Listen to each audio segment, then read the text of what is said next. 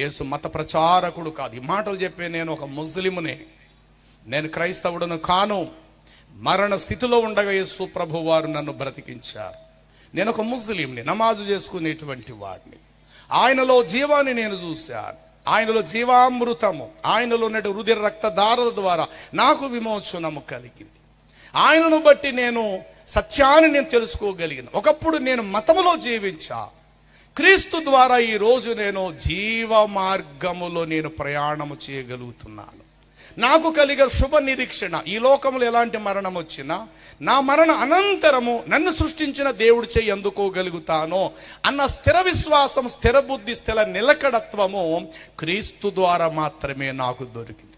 నేనే కొండలు ఎక్కవలసిన అవసరత నాకు ఇప్పుడు లేదు. ఈ నీళ్ళల్లో స్నానం చేస్తే నీకు మంచి జరుగుద్ది, ఈ నీళ్ళలో స్నానం చేస్తే నీకు కుదరదు, అక్కడికి వెళ్తేనే దేవుని అడ్రస్ నీకు దొరుకుతుంది, ఇక్కడికి వెళ్తే దేవుని చిరునామా నీకు తెలియదు, ఏమీ నాకు అక్కర్లేదు. ఇప్పుడు సత్యమేమిటో నాకు బయలుపరచబడింది, నిజము ఎందులో ఉన్నదో నాకు అర్థమైనది. నన్ను రక్షించుట కొరకు నా ప్రభువే ఈ లోకానికి వచ్చాడనే సత్యాన్ని నేను గమనించా. ఇప్పుడు చెప్పండి, యేసు ప్రభు వారి ఈ లోకానికి రావటానికి కారణం ఆయన ఏదో ఉద్ధరిద్దాం, ఆయన ఏదో సాధిద్దాం, ప్రజల చేత పొగిడించుకుందామని ఈ లోకానికి రాలేదు. కానీ మానవులు పెట్టిన ఆర్తనాదాలు విన్నాడైనా.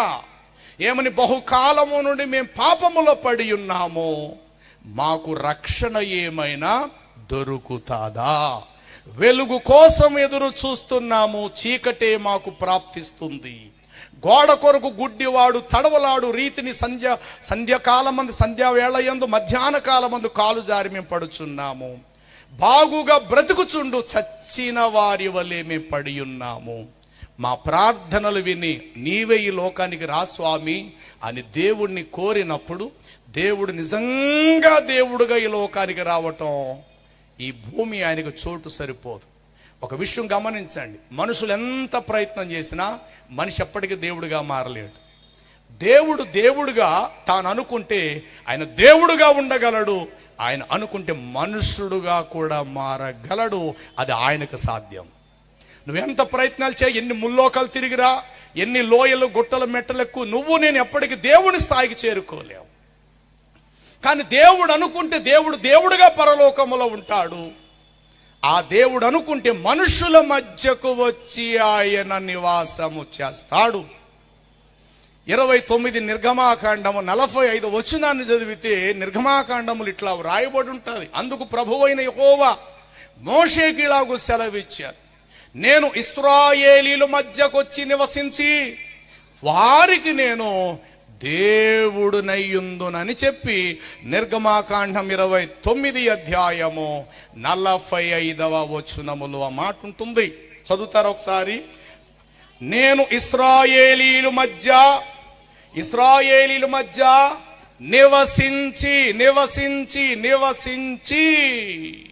మరి ఎట్లా నివసిస్తాడు? ఎట్లా నివసిస్తాడు ఆయన?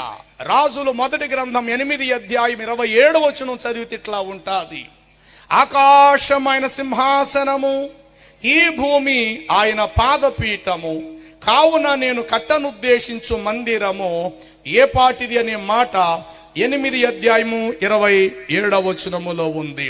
నిశ్చయముగా దేవుడి భూలోకమందు నివాసము చేయడు. ఎందుకని? దేవుడు దేవుడుగా చేయడు. అలా చేయగటానికి భూమి దేవునికి సరిపోదు.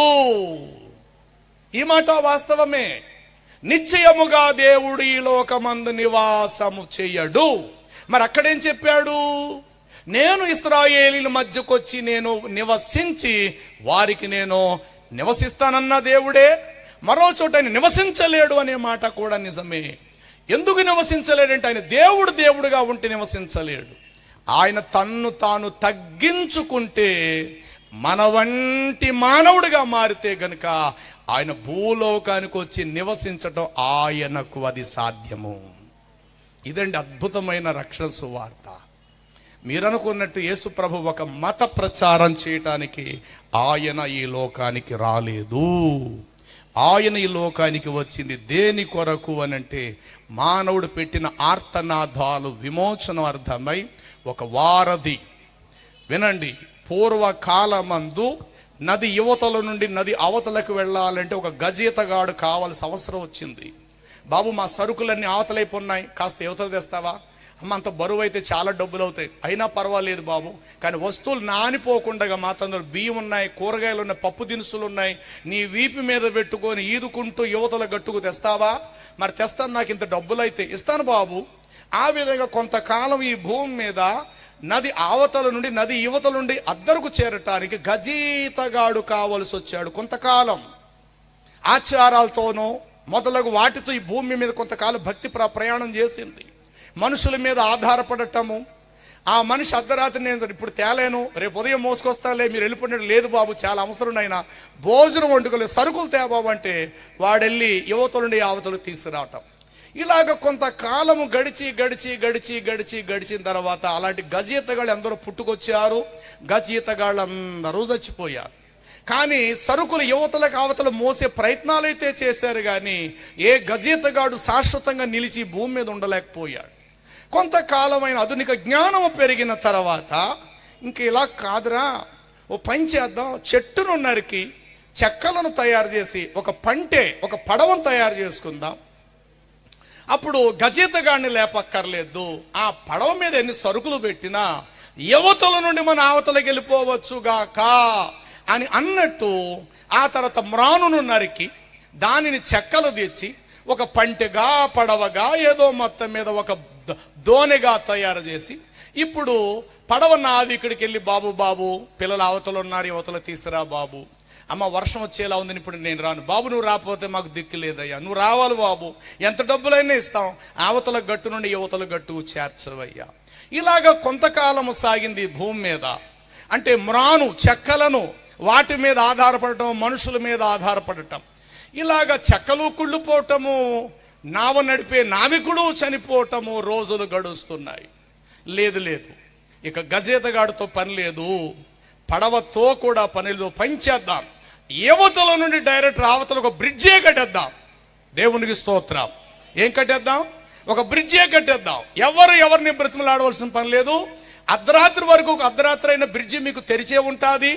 365 రోజులు యువతల నుండి అవతల నుండి యువతలకు కూడా మీరు రావచ్చు, మీకంటూ ఏ అభ్యంతరం ఉండకూడదని చెప్పి ఆ తర్వాత జ్ఞానము పెరిగిన తర్వాత ఇటీవల కాలంలో అనేక చోట్ల బ్రిడ్జీలు ఎట్లాగైతే వేయబడుతున్నాయో, పూర్వ కాలములలో గజీతగాడి మీద ఆధారపడినట్లే లోకమంతా కూడా మనుషుల మీద ఆధారపడ్డారు ఒక కాలం.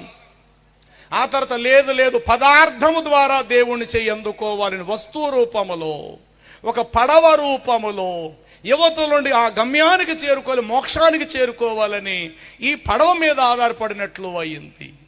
ఇక ఆఖరికి యేసుక్రీస్తు ప్రభు వారే ఒక వారధిగా మారి ఆయన అంటాడు, నేనే మార్గము, నేనే మీరు వెళ్ళవలసిన చోటికి సత్యమును, మీరు నిరంతరము బ్రతకటానికి ఆ జీవామృతమును ఇవ్వగలిగే ఆ జీవమును నేనే. ఎవడైనను నా యందు విశ్వాసముంచిన ఎడల చనిపోయినను బ్రతికి నా యందు విశ్వాసముంచువాడు మరి ఎన్నడూ చనిపోడని మీతో నిశ్చయముగా చెప్పుచున్నాను.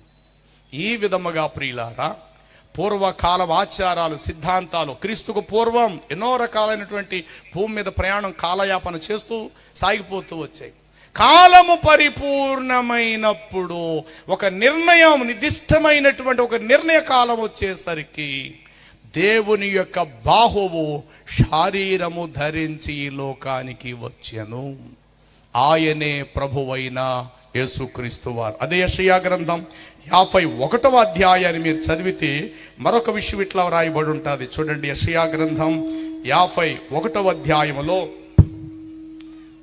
యెషయా గ్రంథము 51వ వచనములో ఇట్లా రాయబడి ఉంటుంది. 9వ వచనం, యెహోవా బాహువా లెమ్ము లెమ్ము బలము తొడుగుకొనుము అనగా, ఆ బాహువుని నేను పంపిస్తానని ఎప్పుడైతే ప్రజలు కోరారో ఇప్పుడు ఆ బాహువు కొరకు ఎదురు చూస్తూ ఉన్నారు. ఈ బాహు ఎక్కడి నుంచి తీయబడింది అనంటే యోహాను సువార్త తొలి అధ్యాయం 18వ వచనములో వ్రాయబడింది, తండ్రిని ఎవడు ఎన్నడూ ఏ మానవుడు ఆయనను చూచి ఉండలేదు, తండ్రి రొమ్ము నుండి తీయబడిన అద్వితీయ కుమారుడే ఆయనను ఈ లోకానికి కనుపరిచెను.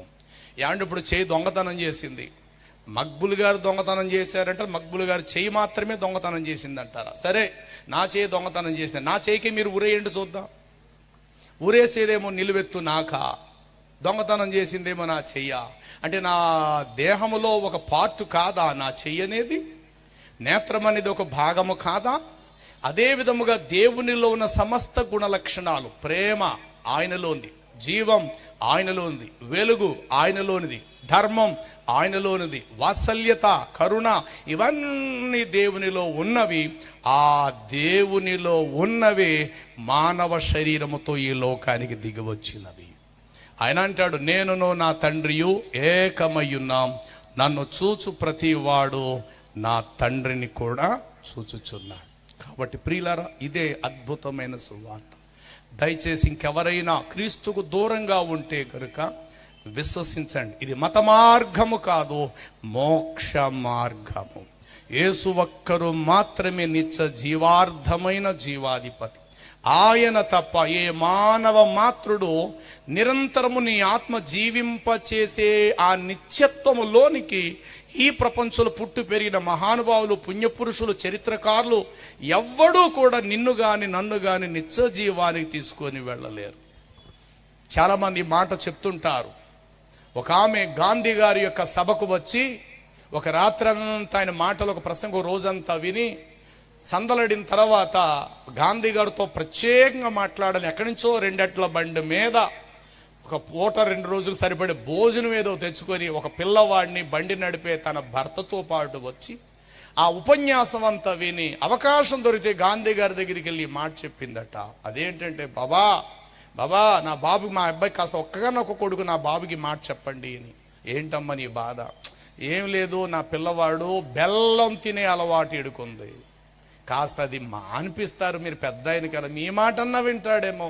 వాడు బాబు మాట లేదు, వాడు అమ్మ మాట నా మాట వింటలేదు. ఎక్కడ మూల పెట్టినా చీమలు ఎలాగైతే వెతుక్కొని బెల్లం తినేది వెతుకుంటూ అలా తినేస్తాడు. పళ్ళని చూడుకో ఎలా పుచ్చిపోయినాయో. కాస్త ఆడికి ఏమైనా చెప్పు బాబా, అందుకే నేను ఇంత దూరం నుంచి వచ్చాను. అవునా, రేపు ఉదయం చెప్తానమ్మా అన్నాడట. బాబా అది ఇప్పుడే చెప్పాడు బాబా, వెళ్ళిపోతాడు. లేదమ్మా రేపు ఉదయం చెప్తాను. సరే, మరుసటి రోజు ఉదయం అయింది, ఆయన తలారా స్నానం చేసేసాడు, తెల్లని వస్త్రాలు కట్టుకున్నాడు, పంచికట్టేది కట్టుకున్నాడు, కూర్చున్నారు. బాబా రాత్రి వస్తే చెప్తానన్నారు కదా, ఇప్పుడు చెప్పండి బాబా అని పిల్లోని దగ్గర పిలిచి, ఎందుకురా తల్లిదండ్రులను అలా బాధ పెడతావు, బెల్లం తింటే మంచిది కాదురా, బెల్లం తినకూడదు, వెళ్ళిపో బాబు అన్నాడట. ఈ మాటకి తల్లి ఆశ్చర్యపోయి, బాబా ఈ మాట నువ్వు చెప్తానంటే అది రాత్రి చెప్పచ్చు కదా, నువ్వు చెప్పింది పెద్ద ఖరీదైన మాట ఏం కాదు, బెల్లం తినొద్దురా అన్నావు, ఆ మాట ఏదో రాత్రే చెప్పేస్తే రాత్రి మూటములు సర్దుకు పోయేదు కదంటే, అమ్మా ఒక విషయం, నాకు కూడా మీ అబ్బాయిలాగా బెల్లం తినే అలవాటు ఉంది. గత రాత్రి నేను కూడా ఆల్రెడీ బెల్లం తిన్నాను. కాబట్టి బెల్లం తిన్నాను నేను, మరొక బెల్లం తినేవాడికి తినద్దని నేను ఎట్లా చెప్తాను? అలాగే త్రాగుడు అలవాటు నాకుండి, నా కంఠంలో నా కడుపులో సారా ఉండి ఎదుటివాడికి బాబు నువ్వు సారా తాగటం మంచిది కదా నేను ఎట్లా చెప్తాను? నిన్నటి తాగింది ఈరోజు నాలో లేదు, అది మూత్ర రూపంలో బయటపోయింది. ఈరోజు నేను వాటి వ్యసనాలకు నేను దగ్గరికి వెళ్ళలేదు, మంచిగా నేను ఉన్నాను కాబట్టి ఈరోజు నేను చెప్పడానికి నేను సరిపోయాను నీ బిడ్డకు అన్నాడట. ఎస్, నువ్వు ఎవరి దగ్గరికి వెళ్ళు, నీలాంటి మానవులు ఎదురవుతారు. వారు ఎవరైనా కావచ్చు, గురువులని చెప్పండి, ఇంకా ఎవరైనా మీరు ఏ పేరుతో పిలవండి, నీలాంటి నాలాంటి మానవ మాతృలే కనబడతారు. ఏ మానవ మాతృడు మోక్షానికి ఇచ్చే మార్గము ఏ మనుషుడు ఇవ్వలేడు. మోక్షం ఇవ్వటానికి మోక్షములో ఉన్న దేవుడే మానవ శరీరముతో ఈ లోకానికి వచ్చి మార్గం చూపించాలి.